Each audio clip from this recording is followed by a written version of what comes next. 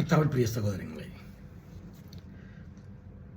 പൗലോസ് പ്രവാചകന്റെ പ്രവചനത്തെ ഉദ്ധരിച്ചുകൊണ്ട് റോമാലേഖനം 9-ാം വാക്യത്തിൽ ഇങ്ങനെ സംസാരിക്കുന്നു. പ്രവചനത്തെ ഉദ്ധരിച്ചുകൊണ്ടാണ് സംസാരിക്കുന്നത്. കർത്താവ് ഭൂമിയിൽ തൻ്റെ വചനം നിവർത്തിച്ച് ക്ഷണത്തിൽ തീർക്കും. നമ്മുടെ കർത്താവ് യഹോവയായ ദൈവം അത് ആ വചനത്തെ കുറച്ചുകൂടെ ഒന്ന് വിസ്തരിച്ച് ദൈവത്തിൻ്റെ ദാസൻ പ്രഖ്യാപിക്കുകയാണ്. സൈന്യങ്ങളുടെ കർത്താവ് നമുക്ക് സന്തതിയെ ശേഷിപ്പിച്ചില്ലെങ്കിൽ നാം സോദോമിനെ പോലെ ആകുമായിരുന്നു. ഗോമറയ്ക്ക് സദൃശമാകുമായിരുന്നു. കർത്താവ് ഭൂമിയിൽ തൻ്റെ വചനത്തെ നിവർത്തിച്ചത് അത് വളരെ വേഗത്തിൽ തന്നെയാണ് നിവർത്തിച്ച് അത് പൂർത്തീകരിക്കുന്നത് നമുക്ക് കാണാൻ സാധിക്കുന്നുണ്ട്. അതായത് ദൈവത്തിൻ്റെ പരിശുദ്ധമായ വചനത്തെ എന്തിനാണ് കർത്താവ് തൻ്റെ വചനം ഈ ഭൂമിയിൽ നിവർത്തിച്ചില്ലായിരുന്നെങ്കിൽ ഇങ്ങനെയാകുമായിരുന്നു. സോദോമിനെയും ഗോമറയെ പോലെ ആകുമായിരുന്നു. നമുക്കറിയാം സോദോമിൻ്റെയും ഗോമറയുടെയൊക്കെ ചരിത്രം നമുക്കറിയാം. ഉൽപ്പത്തി പുസ്തകം നമ്മൾ വായിക്കുമ്പോഴത്തേക്ക് അത് വ്യക്തമായി നമുക്ക് കാണാൻ സാധിക്കുന്നുണ്ട്. ദൈവത്തിൻ്റെ ദാസനായ ദൈവത്തിൻ്റെ പ്രിയ ദാസനായ അബ്രഹാമിൻ്റെ സഹോദരപുത്രനായ ലോത്തും അവർ ഒരുമിച്ചായിരുന്നു യാത്ര ചെയ്തതെല്ലാം. അവിടെ ചെന്ന് കുറേ ദൂരം സഞ്ചരിച്ച് കഴിഞ്ഞപ്പോൾ അവിടെ താമസിച്ചു കഴിഞ്ഞ ശേഷം അവരുടെ നാട്ടിലെയും അവരുടെ ബുക്ക് ലൈഫ് സമ്പത്തും എല്ലാം അവർക്ക് താങ്ങാൻ കഴിയാത്ത അത്രമാത്രം സമ്പത്ത് അവർക്കുണ്ടായി. ദൈവം അവരെ അനുഗ്രഹിച്ചത്ര പോലെ അതുപോലെ ദൈവം അവരെ അനുഗ്രഹിച്ചു. അവർക്ക് താങ്ങാൻ പറ്റാത്ത രീതിയിലായപ്പോഴത്തേക്കാണ് ഈ ആട്ടിടയന്മാർ തമ്മിൽ വഴക്കുണ്ടാക്കുന്നതും അബ്രഹാമിൻ്റെ ആട്ടിടയന്മാരും ലോത്തിൻ്റെ ആട്ടിടയന്മാരും വഴക്കുണ്ടാക്കാനും കാര്യമായപ്പോഴത്തേക്ക് അബ്രഹാം തന്നെ പറഞ്ഞു, നീ സെപ്പറേറ്റ് സമയം, നീ വടക്കോട്ടാണ് ഞാൻ തെക്കോട്ടാണ് ഞാൻ വടക്കോട്ട്, നിനക്ക് ഇഷ്ടമുള്ള സ്ഥലം നീ തിരഞ്ഞെടുത്തോളൂ. അങ്ങനെ ലോത്ത് തിരഞ്ഞെടുത്ത സ്ഥലമാണ് ഈ പ്രദേശം. അതിനുശേഷം അവിടുത്തെ ആളുകളും ദുഷ്ടന്മാരും അതിക്രമങ്ങൾ പ്രവർത്തിക്കുന്ന ദുഷ്ടത നിറഞ്ഞ ഒരു ജനത്തിൻ്റെ കൂടെ ജീവിക്കേണ്ടി വന്നു ലോത്തിന്. അങ്ങനെയാണ് അവരുടെ കഷ്ടത, അവരുടെ ഈ പ്രവൃത്തി കണ്ടിട്ട്, ഈ ദുഷ്ടത കണ്ടിട്ട് മനമെടുത്ത യഹോവയായ ദൈവം ആ നഗരത്തെ നശിപ്പിക്കുവാൻ തുടങ്ങി. പക്ഷേ ആ നഗരത്തെ നശിപ്പിക്കാൻ തുടങ്ങിയപ്പോഴത്തേക്ക് അതിനെ നശിപ്പിക്കുന്ന ആ പദ്ധതിയോട് അബ്രഹാമിന് അത്ര യോജിപ്പില്ലായിരുന്നു. അബ്രഹാമിൻ്റെ പ്രസിദ്ധമായ സംഭാഷണം നമുക്ക് ബൈബിളിൽ കാണാൻ സാധിക്കും. കർത്താവ് അവിടെ 50 നീതിമാന്മാരുണ്ട്, നീ അവരെ നശിപ്പിക്കും. അവസാനം അബ്രഹാമിന് മനസ്സിലായി അവിടെ ഒരു നീതിമാൻ പോലും അവിടെ ഇല്ല എന്ന് അബ്രഹാമിന് മനസ്സിലായി. എങ്കിലും തൻ്റെ സഹോദരപുത്രനെ രക്ഷിക്കേണ്ട ചുമതലയുണ്ട്. അബ്രഹാമിൻ്റെ സഹോദരപുത്രനാണ് യഹോവയായ ദൈവത്തിനറിയാം. യഹോവയായ ദൈവത്തിന് അത് പ്രത്യേകം നല്ലപോലെ അറിയാം. പക്ഷേ അങ്ങനെ ലോത്തിനെ അവിടെ നിന്ന് രക്ഷപ്പെടുത്തുകയും സോദോം ഗോമോറ പൂർണ്ണമായി നശിപ്പിക്കുന്ന സംഭവം നമുക്ക് ഉൽപ്പത്തി പുസ്തകത്തിൽ വായിക്കാൻ സാധിക്കുന്നുണ്ട്. എന്തിനാണ് കർത്താവായ യേശുക്രിസ്തു തൻ്റെ സ്വന്തം പുത്രനെ ഭൂമിയിലേക്ക് അയച്ചു? സ്വന്തം പുത്രൻ നമ്മളെ കർത്താവ് യേശുക്രിസ്തുവിലെ ഭൂമിയിലേക്ക് വന്ന് ചെയ്തത് എന്താണെന്ന്, താൻ ചെയ്ത പ്രവൃത്തി എന്താണ്? കർത്താവ് ഒരു വാതിൽ പണിയുകയായിരുന്നു. നമുക്ക് സൂക്ഷ്മമായി പരിശോധിച്ചാൽ നമുക്ക് സാധിക്കും. കർത്താവ് ഒരു വാതിൽ പണിയുകയായിരുന്നു. ഒരു വാതിൽ കർത്താവ് തന്നെ തരപ്പെട്ടു. I am the door. പിന്നെയും കർത്താവ് പറയുന്നുണ്ട്, I am the door of the sheep. ആടുകളുടെ വാതിൽ ഞാനാകുന്നു. കർത്താവ് ഭൂമിയിലേക്ക് വന്നത്, അതായത് അനീതിയുടെയും സെപ്പറേഷൻ്റെ ഇതിൻ്റെയൊക്കെ സെപ്പറേഷൻ്റെതായ നടിച്ചുമർ അവൻ ഇടിച്ചു നിരത്തി എന്നാണ് നമ്മൾ വായിക്കുന്നത്. കൊരിന്ത്യർ ലേഖനത്തിൽ നമ്മൾ വായിക്കുന്നത് അങ്ങനെയാണ്. അവൻ സെപ്പറേഷൻ്റെ വേർപെടുത്തലിൻ്റെ നടിച്ചുമർ അവൻ ഇടിച്ചു നിരത്തി.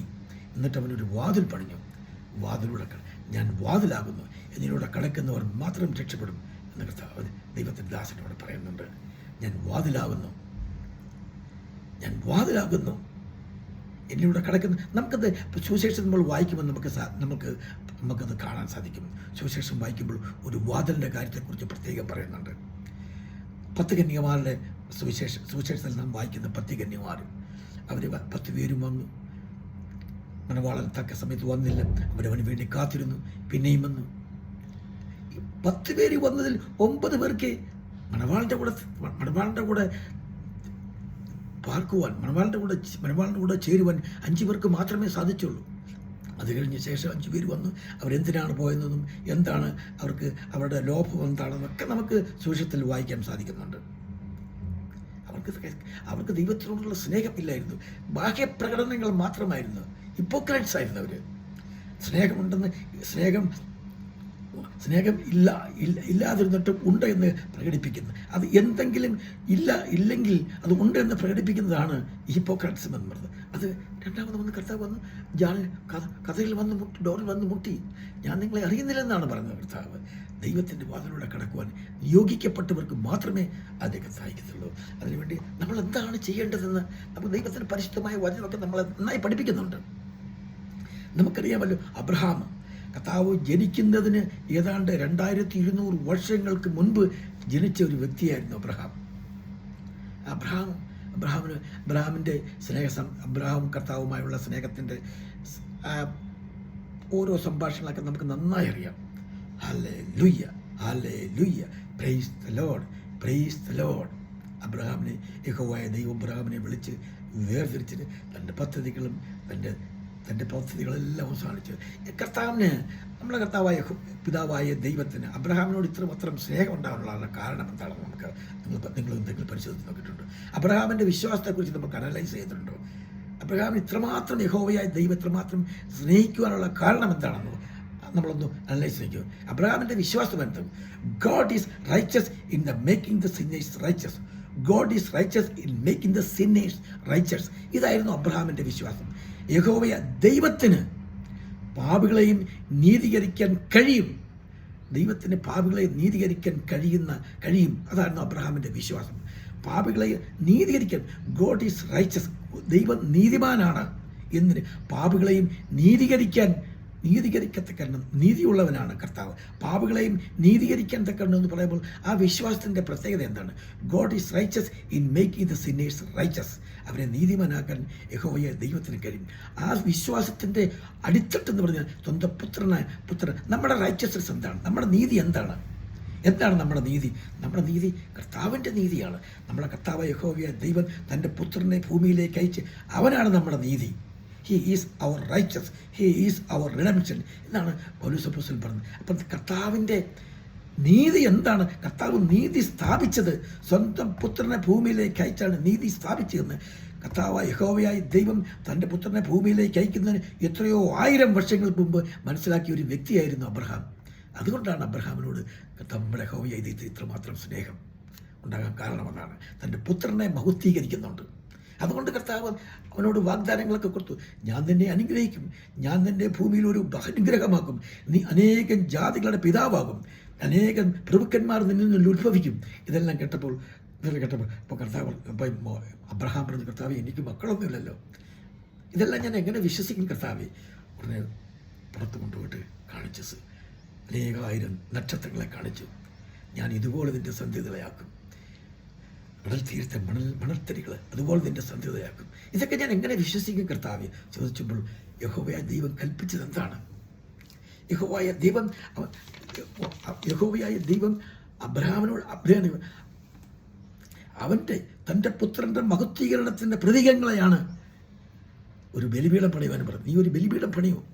ആ ബലിപീഠം, നീ ഒരു ബലിപീഠം പണിഞ്ഞിട്ട് നീ അതിൽ എന്താണ് സമർപ്പിക്കേണ്ടത്? 3 വയസ്സുള്ള ഒരു ആട്ടുകുട്ടി, 3 വയസ്സുള്ള ഒരു പശുക്കിടാവലി, 3 വയസ്സുള്ള ഒരു കോലാടിനെ, ഇതിനെല്ലാം നീ ആ ബലിപീഠത്തിൽ വെക്കാൻ പറയും. ഈ 3 വയസ്സുള്ളത് തൻ്റെ പുത്രനായ യേശു ക്രിസ്തുവിൻ്റെ പരിശുദ്ധ ശുശ്രൂഷ മഹത്വീകരണത്തിൻ്റെ പ്രതീകങ്ങളെയാണ് അവൻ ബലിപീഠത്തിൽ വെക്കാൻ അവൻ കൽപ്പിച്ചത്. പക്ഷേ ആ ബലിപീഠത്തിൽ പുത്രൻ്റെ പ്രതീകത്തെ ആ ബലിപീഠത്തിൽ സമർപ്പിച്ച് കഴിഞ്ഞപ്പോൾ അവിടെ ആക്രമിക്കാൻ വന്നു. വൾച്ചേഴ്സ്, കഴുകന്മാർ വന്ന് അതിനെ ആക്രമിക്കാൻ തുടങ്ങിയപ്പോൾ അബ്രഹാം അതിനെ എതിർത്തു. അതിനെ തടയാനും എതിർക്കാനും അതിനെ ആട്ടി ഓടിക്കാനൊക്കെ ശ്രമിച്ചു. അത് വന്നുകൊണ്ടേയിരിക്കും ഇതൊക്കെ നമ്മുടെ ജീവിതത്തിൽ ചില പ്രതീകങ്ങളാണ്. നമ്മുടെ കർത്താവായ യേശു ക്രിസ്തു പരിശുദ്ധമായ വചനം നമ്മൾ ചിന്തിക്കുകയും ധ്യാനിക്കുകയും പ്രാർത്ഥിക്കുകയും ചെയ്യുമ്പോൾ നമുക്ക് തടസ്സങ്ങൾ ഉണ്ടാകും. നമ്മളെ തടയാൻ ഒരു വ്യക്തികൾ വരും. നമ്മളതിനെ ശ്രമിക്കും. നമ്മളതിനെ ആട്ടി ഓടിക്കാനും തടഞ്ഞു നിർത്താനും നമ്മുടെ ശ്രമം നടന്നുകൊണ്ടേയിരിക്കും. ദൈവത്തിൻ്റെ വലിയൊരു ദാസൻ പറയുന്നത്, പക്ഷികൾ പറക്കും, പക്ഷികൾ തലയ്ക്ക് മീതെ കൂടെ പറക്കും, പക്ഷെ നമ്മൾ ചെയ്യേണ്ടത് എന്താണ്? പക്ഷികളെ കൂടുവെക്കാൻ നമ്മുടെ തലയെ അനുവദിക്കരുത്, അവനെ വാസം ചെയ്യുവാൻ നമ്മളെ അനുവദിക്കരുത്. അതാണ് അബ്രഹാം ചെയ്തത്. അവനെ ആട്ടി ഓടിച്ചു. റാഞ്ചൽ പക്ഷികളെല്ലാം ഉരുട്ടി ഓടിച്ചു. പക്ഷേ എന്താണ് ചെയ്തത്? ഇരുട്ട് വന്നപ്പോൾ എന്ത് സംഭവിച്ചു? ദൈവത്തിൻ്റെ പരിശുദ്ധമായ സാന്നിധ്യം അവനെ അറിയിച്ചു. അതാണ് അബ്രഹാമിൻ്റെ ഏറ്റവും വലിയ ഏറ്റവും മഹത്വവും ശ്രേഷ്ഠവുമായ ആ പ്രവൃത്തി അതായിരുന്നു. നമുക്കറിയാമല്ലോ, പൗലോസ് അപ്പോസ്തലൻ തിമോഥെയോസിന് എഴുതിയ ലേഖനത്തിൻ്റെ പൗലോസ് അപ്പോസ്തലൻ തിമോഥെയോസിന് എഴുതിയ 1 അധ്യായം 16 അധ്യായത്തിൽ നമ്മൾ വായിക്കുന്നത് എങ്ങനെയാണ്? Hallelujah, hallelujah. നമ്മുടെ കർത്താവിൻ്റെ മഹത്വത്തിൻ്റെ അവൻ്റെ പ്രത്യക്ഷതയുടെ മഹാത്മ്യം പൗലോസ് അപ്പോസ്തലൻ തിമോഥെയോസ് തൻ്റെ പ്രിയ ശിഷ്യനോട് പറയുന്നുണ്ട്. എന്താണ്? അവൻ ജഡത്തിൽ പ്രത്യക്ഷപ്പെട്ടു. God manifest in flesh. അവൻ ജഡത്തിൽ പ്രത്യക്ഷനായി. ദൈവത്തിൻ്റെ വാസ്തവത്തിൽ നമ്മുടെ കർത്താവായ യേശുക്രിസ്തു ആരാണ്? യേശുക്രിസ്തു ആണ് the incarnation of the mighty God. അതാണ് നമ്മുടെ ദൈവത്തിൻ്റെ മനുഷ്യാവതാരമാണ് നമ്മുടെ കർത്താവ്. അത് മനസ്സിലാക്കുന്ന ചിലരൊക്കെ അവനെ ദൈവത്തിൻ്റെ രീതിയിലുള്ള പ്രവർത്തനങ്ങളൊക്കെ കാണിക്കുന്നുണ്ട്. അവനെക്കുറിച്ചുള്ള അതൊന്നും ഞാൻ ഇപ്പോൾ പ്രഖ്യാപിക്കുന്നില്ല. ദൈവത്തിന് ഒരു മനുഷ്യരൂപത്തിലും ഒരു പുത്രൻ നമ്മുടെ ഇടയിൽ ഓക്കെ സമ്മതിച്ചു. അവൻ നമ്മുടെ ദൈവത്തിൻ്റെ ദാസനായ അബ്രഹാമല്ല, ദൈവത്തിൻ്റെ ദാസനായ മോശസ് പറയുന്നുണ്ട്, നിങ്ങളുടെ ഇടയിൽ നിന്നും ഒരു പ്രവാചകനെ ഉയർത്തുമെന്ന് പറയുന്നുണ്ട്. പക്ഷേ മോശ പ്രവാചകൻ എന്നേ പറയുന്നുള്ളൂ. ദൈവത്തിൻ്റെ പ്രതിരൂപമാണ്, ദൈവത്തിൻ്റെ ഇൻകാർണേഷനാണെന്ന് അറിയില്ലായിരുന്നു. മോശയ്ക്കറിയില്ലായിരുന്നു. അതുകൊണ്ടാണ് പറയുന്നത്, നിങ്ങളുടെ ഇടയിൽ നിന്നാണ് ഒരു പ്രവാചകനെ ഉയർത്തതെന്ന് നമുക്കറിയാം. മറിയയുടെ ജോസഫിൻ്റെ മകനായിട്ടാണ് കർത്താവ് വന്നത്. അവൻ്റെ മഹത്വീകരണത്തിനെടുത്തിട്ട് അവൻ്റെ ജഡത്തിൽ അവൻ പ്രത്യക്ഷപ്പെട്ടു. അവൻ ആത്മാവിൽ നീതീകരിക്കപ്പെട്ടു. നമുക്കറിയാം, നമ്മുടെ കർത്താവ് പിതാവായ ദൈവം മലയിൽ വെച്ച് പറയുന്നത് എന്താണ്? അവൻ്റെ ജനന സമയത്ത് തന്നെ പറയുന്നുണ്ട്, ഇവൻ എൻ്റെ പ്രിയപുത്രൻ, ഇവനിൽ ഞാൻ പ്രസാദിച്ചിരിക്കുന്നു. ആത്മാവിൻ്റെ എന്തോ ഒരു തേജസ്കരണമാണ്. തൻ്റെ ശിഷ്യന്മാർ കർത്താവിൻ്റെ രൂപാന്തരത്തിന് മലയിൽ മുകളിൽ വെച്ച് കണ്ടാണ്, ഇവൻ എൻ്റെ പ്രിയപുത്രൻ, ഇവനെ ശ്രദ്ധിപ്പിൻ, ഇവന് ചെവി കൊടുപ്പീൻ എന്നാണ് പറയുന്നത്. ഇവനെ ചെവിപ്പിൻ. മഹത്വത്തിൻ്റെ ആത്മാവിൻ്റെ എത്രയോ തേജസ്കരണമാണ് നമുക്ക് കാണാൻ സാധിച്ചത്. അവൻ ദൂതന്മാർക്ക് പ്രത്യക്ഷനായി. നമ്മുടെ കർത്താവ് മരിച്ചുയർത്തിട്ട് ആദ്യം പ്രത്യക്ഷപ്പെട്ടത് ആർക്കാണ്? ദൂതന്മാരാണ് അവർക്ക് ഡയറക്ഷൻ കൊടുക്കുക. നിങ്ങൾ മലമുകളിൽ പോവുക, അവിടെ നിങ്ങളുടെ കർത്താവിനെ കാണാൻ സാധിക്കും, നിങ്ങൾക്ക് അവിടെ പോകുക, എല്ലാം അവർക്ക് ഡയറക്ഷനെ കൊടുത്തു തന്നെ. അവരുടെ അടുത്ത പദ്ധതികളെക്കുറിച്ചെല്ലാം അവർക്ക് കൊടുത്തത് ദൈവത്തിൻ്റെ ദൂതന്മാരാണ്. കർത്താവ് ആദ്യം ദൂതന്മാർക്ക് പ്രത്യക്ഷപ്പെട്ടു. അവൻ ജാതികളുടെ ഇടയിൽ സുവിശേഷം സംസാരിച്ചു, അല്ലേ? ദൈവം മനുഷ്യനായി വന്നിട്ട് അവൻ ജാതികളുടെ ഇടയിൽ അവൻ പറഞ്ഞു, അവൻ സ്വന്തത്തിലേക്ക് വന്നു. ദൈവത്തിന് യോഹന്നാൻ സുവിശേഷത്തിൽ നമ്മൾ വായിക്കും, അവൻ സ്വന്തത്തിലേക്ക് വന്നു, സ്വന്തമായൊരു അവനെ കൈക്കൊണ്ടില്ല. അവനെ വിശ്വസിച്ച് അവനെ കൈക്കൊണ്ട് ഏവർക്കും, അവൻ്റെ നാമം കൈക്കൊണ്ട് അവനിൽ വിശ്വസിച്ച് അവൻ്റെ നാമം കൈക്കൊള്ളുന്ന ഏവർക്കും ദൈവമക്കളാകുവാനുള്ള അവകാശം അവൻ കൊടുത്തു. അവൻ ജാതികളിലുള്ള സുവിശേഷം സംസാരിച്ചത്. സ്വന്തത്തിലേക്ക് വന്നവർ കൈക്കൊണ്ടില്ല, അവരവനെ സ്വീകരിച്ചില്ല. അതുകൊണ്ട് ജാതികളിലേക്ക് അവൻ സുവിശേഷം സംസാരിച്ചു. എന്തെല്ലാം അത്ഭുതങ്ങളും വീരപ്രവൃത്തികളും നമ്മുടെ കർത്താവ് പ്രവർത്തിച്ചു നമുക്കറിയാൻ സാധിക്കും. അവൻ ജാതികളിൽ വിശ്വസിക്കപ്പെട്ടു. ജാതികൾ അവനിൽ വിശ്വസിക്കപ്പെട്ടു. എത്രയോ ആൾക്കാരെയാണ് കർത്താവ് സൗഖ്യപ്പെടുത്തത്. അവരെല്ലാം യഹൂദന്മാരാണ്. അവരാരും യഹൂദന്മാരല്ല. നമുക്കറിയാമല്ലോ, നമ്മുടെ കർത്താവ് ഒരു നടക്കുമ്പോൾ 10 കുഷ്ഠരോഗികൾ വരുന്നത്. 10 കുഷ്ഠരോഗികൾ വരുന്നപ്പോൾ അവർ ദൂരെ വെച്ച് പറയുകയാണ്, കർത്താവേ, ദാവീദ് പുത്ര, ഞങ്ങളെ സഹായിക്കണമേ. കർത്താവ്, പോയിക്കൊള്ളൂ, നിങ്ങൾ പോയി നിങ്ങളെ മഹാപുരുവിൽ നിങ്ങളെ തന്നെ കാണിച്ചു കൊടുപ്പീൻ. പോകുന്ന വഴി തന്നെ അവർ സൗഖ്യമായി കഴിഞ്ഞു. പക്ഷേ ഒരാൾ തിരിച്ചു വന്നു. ആരാ വന്ന്? ഒരു ശമരിയക്കാരൻ. കർത്താവിന് 10 പേർ എവിടെ? 10 പേരല്ലേ സൗഖ്യമായത്? 9 പേർ എവിടെയെന്ന് ചോദിച്ചു. കർത്താവിനെ മഹത്വീകരിക്കാനോ, കർത്താവിൽ വിശ്വസിക്കാൻ, കർത്താവിൽ പൂർണ്ണമായി വിശ്വസിക്കുവാനോ? പക്ഷേ ജാതികൾ അവനിൽ വിശ്വസിച്ചു. സുവിശേഷം കൈക്കൊണ്ട് ജാതികൾ വിശ്വസിക്കപ്പെട്ടു. അവൻ മഹത്വത്തിൽ തേജസ്സിൽ എടുക്കപ്പെട്ടു. അവൻ ജഡത്തിൽ പ്രത്യക്ഷപ്പെട്ടു, ആത്മാവിൽ വിശ്വസിക്കപ്പെട്ടു. അവൻ ആത്മാവിൽ തേജസ് തിരിക്കപ്പെട്ടു. അവൻ ദൂതന്മാർക്ക് പ്രത്യക്ഷനായി ജാതികളുടെ ഇടയിൽ സുവിശേഷം സംസാരിച്ചു. ജാതികളിൽ വിശ്വസിക്കപ്പെട്ടു. അവൻ തേജസ്സിൽ എടുക്കപ്പെട്ടു. ഇതാണ് പൗലോസ് തൻ്റെ ശിഷ്യനെ എഴുതി കൊടുക്കുന്നത്. കർത്താവ് തൻ്റെ ഇത്ര വലിയ രക്ഷ നമുക്ക് തന്നു. ഇത്ര വലിയൊരു രക്ഷയും സമാധാനവും നമുക്ക് കർത്താവ് തന്നു കഴിഞ്ഞിട്ട് റോമാലേഖനം ദൈവത്തിൻ്റെ പരിശുദ്ധമായി മനസ്സിൽ ഇത്ര വലിയ രക്ഷ നാം ഗണ്യമാക്കാതെ പോയാൽ എങ്ങനെ തെറ്റി കഴിയും?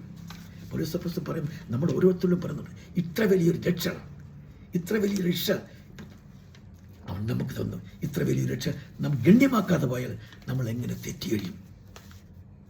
How shall we escape if we neglect so great a salvation? എബ്രായ ലേഖനം 2-3 പറഞ്ഞു, ഇത്ര വലിയ രക്ഷ നാം ഗണ്യമാക്കാതെ പോയാൽ എങ്ങനെ തെറ്റി കഴിയും? ഇത്ര വലിയൊരു രക്ഷ നമ്മൾ ഗണ്യമാക്കാതെ പോകുന്നത് എത്രമാത്രം വലിയൊരു രക്ഷയാണ് നമുക്ക് തന്നത്.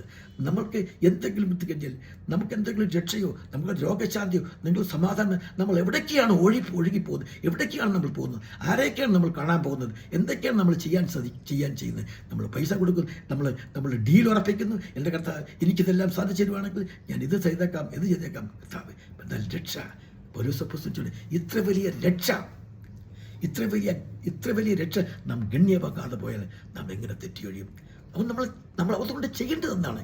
എബ്രായ ലേഖനത്തിൽ ദൈവത്തിൻ്റെ ദാസൻ പ്രത്യേകം നിങ്ങളുടെ ദൈനംദിന ജീവിതത്തിൽ നിങ്ങൾക്കുണ്ടാകുന്ന എന്തെങ്കിലും ആവശ്യങ്ങൾക്കെല്ലാം നിങ്ങൾ ധൈര്യത്തോടെ എൻ്റെ അടുക്കൽ come boldly to the throne of grace. ധൈര്യത്തോട് കൃപാസനത്തിലേക്ക് നിങ്ങൾ കടന്നു വരിക.